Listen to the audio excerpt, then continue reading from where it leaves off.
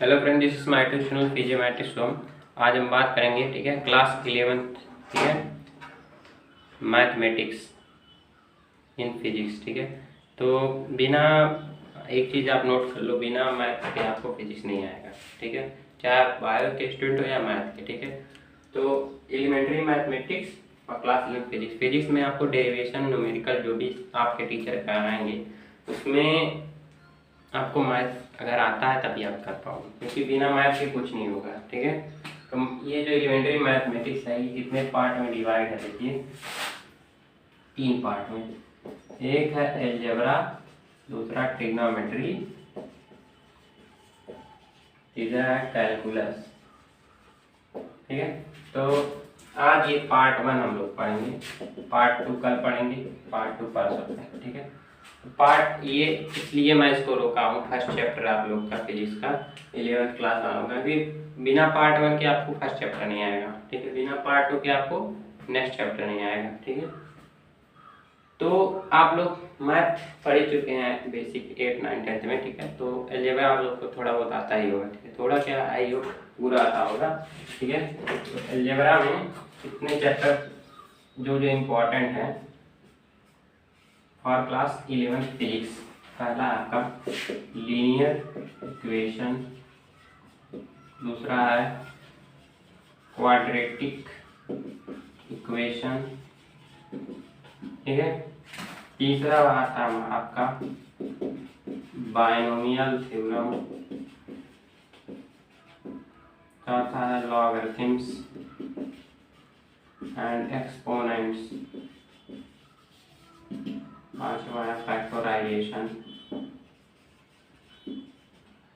तो ये अगर 5 चैप्टर अगर आपको आता है, ठीक है, तब आप कुछ क्वेश्चन फिजिक्स के न्यूमेरिकल्स लगा लोगे। इन्हीं 5 चैप्टर के ऊपर आपको मैं रिवीजन देना चाहता हूँ। लीनियर इक्वेशन, ठीक है, अगर यहाँ पे पेयर ऑफ लीनियर इक्वेशन आप पाओगे कि मान लो पहला equation a1x plus b1y plus c1, class 10 में पढ़ा ही होगा, a2x plus b2y plus c2 is equal to 0 है इक्वेशन नंबर 1, इक्वेशन नंबर 2, ठीक है। या 9th ICSE में था, 10th CBSE NCERT में था, ये 2 इक्वेशन रहते थे, आपको याद होगा एक्चुअली। तो यहाँ पे x का वैल्यू अगर आप चाहें तो किसी भी तरीके से निकाल सकते हैं, शॉर्टकट मेथड, ठीक है, या फिर क्रिस क्रॉस। मैं तो एक्चुअली 11th क्लास में कहीं कॉर्नर साइड पे डायरेक्ट, ठीक है, अगर आपको कोफिशिएंट वगैरह पता हो, जैसे मैंने कहा 3x plus 2y minus 5 is equal to 0, 4x plus 8y minus 10 equal to 0, find करो x और y का वैल्यू, ठीक है। तो x is equal to direct बोलते हैं b1c2 minus b2c1 divided by a1b2 minus a2b। यहाँ कॉर्नर साइड में कर देना, अब y भी निकालना होगा, तो c1a2 minus c2a1 divided by a1b2 minus a2b1। तो ये आपको मैं इसलिए बता रहा हूँ क्योंकि टाइम बचेगा आपका, इसलिए आप ये फॉर्मूला डायरेक्ट अप्लाई कर लेना, ठीक है। दूसरा आपका क्वाड्रेटिक इक्वेशन, ठीक है, क्योंकि आपके हाथ में कैलकुलेटर रहेगा, अगर आप ICSE में हो तो आपके हाथ में कैलकुलेटर रहेगा, अगर नहीं है तो CBSE NCERT में तो आप कोई भी ट्रिक अपना सकते हैं, मैं कोई जबरदस्ती नहीं कर रहा हूँ, ठीक है आपसे। दूसरा क्वाड्रेटिक में क्या पढ़ा था आप लोगों ने, पढ़ा था कहाँ तक सर, ऐसे फॉर्म था इक्वेशन का ax square plus bx plus 3 equal to 0, पढ़ा ही होगा। Where a not equal to 0, तो यहाँ कहते थे x is equal to minus B plus minus under root B square minus 4ac divide by 2a, क्या होगा, ठीक है।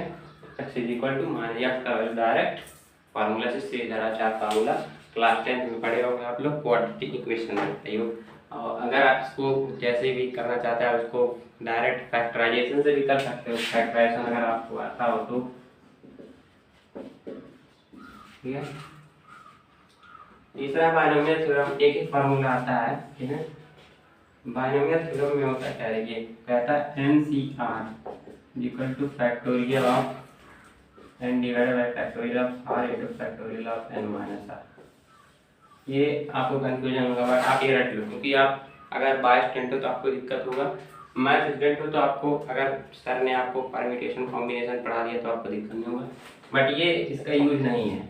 ये इसका मेन जो क्लास 11 में यहाँ पे यूज है, ठीक है, यूज कहाँ है, कहता है 1 + x to the power n is equal to 1 + nx when x is very very very very less than 1। ये फॉर्मूला नोट थर्ड, और ये इसके लिए और ये इसके लिए। चौथा लॉगरिथम एंड एक्सपोनेंट। एक्सपोनेंट तो आप लोग पढ़े ही चुके हो, ऐसे एक्सपोनेंट मिलता था आपको, कर देते थे आराम से, कहते थे a to the power 0 is equal to 1, a to the power m into a to the power n is equal to a to the power m plus n, a to the power m divided by a to the power n equal to a to the power m minus n। Multiplication division या एक और था is equal to 1 by a, ठीक है, a to the power minus n is equal to 1 by a to the power n। ये सब formula इस chapter का था, एक्सपोनेंट एंड पावर, ठीक है, तो इसका भी यूज है। और एक चैप्टर आता है बहुत इम्पोर्टेंट, इसका नाम है लॉगरिथम। लॉगरिथम में फार्मूले आपको देखिए, ये चैप्टर अगर आपको डिटेल में पढ़ना है तो मेरे चैनल पे चले जाइए, वहाँ पे 2 पार्ट में लॉगरिथम पढ़ाया हूँ। अगर आप मैथ से भी हो तो भी चलेगा, लेकिन इसके 3 ही फार्मूले हैं, आपको रखना है। log mn base is equal to log m log n। पहला, अगर आप मान लीजिए आपके सिलेबस में नहीं था, अगर आप CBSE NCERT में हो, 10th में या 9th में नहीं था लॉगरिथम, तो आप मेरे चैनल पे चलिए जाइए, वहाँ से अच्छे से पढ़िए। ये मैंने डायरेक्ट बताया क्योंकि इसका यूज है, बिना इसके नहीं आएगा, ठीक है। डिटेल में पढ़ना है तो पहले वहाँ जाइए, वहाँ क्लिक कीजिए, वहाँ देखिए चैनल पे। दूसरा है आपका लॉग, प्रोडक्ट था log mn, ठीक है, log m/n base a is equal to होता है log बेस a m माइनस log बेस a n। तो देखिए यहाँ log प्रोडक्ट था log m into n log m/n equal to log, ऐसे यहाँ पे था, देखिए यहाँ पे क्या था, यहाँ पे ऊपर जोड़ देते थे, यहाँ नीचे घटा, वैसे भी है। और एक है log a to the power n is equal to n log a, यहाँ x लो आप क्योंकि बेस a ले रहे हो, तो log a n log x। तो ये 3 फार्मूले लॉगरिथम के आपको याद नहीं है। और इसमें एक वर्ड था base changing formula. Base changing formula वो भी मेरे चैनल पे ही है, वहाँ डिटेल पढ़ लो। यहाँ खाली अप टू इतना है कि आपको आना चाहिए ताकि आप पेज पढ़ पाओ, ठीक है। उसके बाद फैक्टराइजेशन आप लोगों ने पढ़ चुका है, ठीक है। तो क्या क्या पढ़ना है आपको, लीनियर इक्वेशन अच्छे से, क्वाड्रेटिक, बायनोमियल, बायनोमियल में खाली एक फार्मूला एक ही जगह यूज है सर्कुलर मोशन में, लॉगरिथम्स, ये सीख लीजिए। चैप्टर 1 में आपको नहीं पढ़ाया हूँ क्योंकि लॉगरिथम का यूज है एरर एनालिसिस में, लॉगरिथम नोट कर लीजिए, 1 2 3 फार्मूले दिमाग में।